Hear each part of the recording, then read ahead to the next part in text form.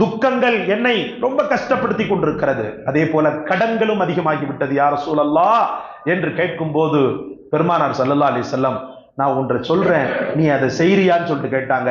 கண்கள் உடனே பணிக்க, ஆர்வம் மேலிட, ரசூலுடைய கரங்களை பற்றி பிடித்து அந்த சஹாபி, யா ரசூலல்லாஹ் சொல்லி தாருங்கள் நாயகமே, நான் அதை கடைபிடிக்கிறேன், என் துக்கமும் என் கவலையும் என் கடனும் நீங்கினால் போதுமானது அப்படின்னு சொன்னார்.